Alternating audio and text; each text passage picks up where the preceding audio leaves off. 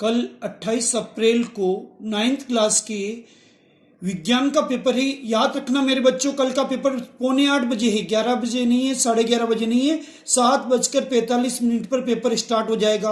अगर अभी तक आपने इन प्रश्नों को नहीं देखा तो जरूर देख लीजिए, अभी भी आपके पास थोड़ा बहुत समय बचा है, कृपया इन प्रश्नों को जरूर देख ले। मैं सिर्फ प्रश्न बोल रहा हूं, देखना आपकी जिम्मेदारी है अगर आपको विज्ञान में अच्छे नंबर लाने। तो पहला प्रश्न है टिंडल प्रभाव को समझाइए। दूसरा प्रश्न वेरी इंपॉर्टेंट, अनुरणन क्या है, इसे कैसे कम किया जा सकता है। तीसरा वेरी इंपॉर्टेंट प्रश्न चाल और वेग में अंतर लिखिए। चौथा प्रश्न प्रतिध्वनि क्या है, पराध्वनि के उपयोग लिखिए। पांचवा वेरी इंपॉर्टेंट प्रश्न ऊर्जा संरक्षण के नियम को समझाइए। ये बड़े प्रश्नों में आता है निबंधात्मक, और याद रहे सभी निबंधात्मक प्रश्न अथवा में आएंगे, यानी सब में आपको विकल्प मिलेगा। अगला प्रश्न ध्वनि की प्रबलता एवं तीव्रता में अंतर लिखिए। नेक्स्ट क्वेश्चन रदरफोर्ड के स्वर्ण पत्र प्रयोग को समझाइए, या फिर ऐसे भी बोल सकते हैं रदरफोर्ड के प्रयोग को समझाइए।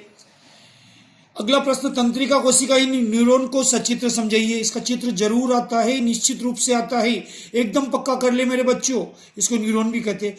अगला प्रश्न है पादप कोशिका एवं जंतु कोशिका में अंतर लिखिए। नेक्स्ट क्वेश्चन द्रव्यमान और भार में अंतर लिखिए। अंतर वाले कम से कम 4 प्रश्न, अधिकतम 5 प्रश्न कल के पेपर में छपे मिलेंगे। ये हम नहीं, हमारे 27 वर्षों का अनुभव बोल रहा है।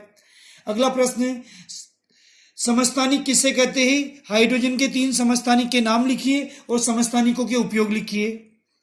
नेक्स्ट क्वेश्चन समांगी मिश्रण एवं विषमांगी मिश्रण में अंतर लिखिए। बहुत इंपॉर्टेंट प्रश्न। अगला प्रश्न मिश्रण और यौगिक में अंतर लिखिए। अगला प्रश्न जो कि पीछे के पार्ट में है खाद्य संसाधनों की सुधार, जो वेरी इंपॉर्टेंट क्वेश्चन है। अंतरा फसलीकरण एवं फसल चक्र के क्या लाभ है। अंतरा फसलीकरण एवं फसल चक्र के क्या लाभ है। नेक्स्ट क्वेश्चन बहुत इंपॉर्टेंट प्रश्न गुरुत्वाकर्षण के सार्वत्रिक नियम का महत्व लिखिए। फिर से रिपीट कर देता हूं, गुरुत्वाकर्षण के सार्वत्रिक नियम का महत्व लिखिए।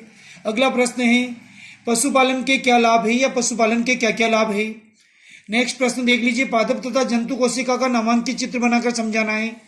फिर से सुन लीजिए, पादप कोशिका और जंतु कोशिका का चित्र बनाकर समझाना है।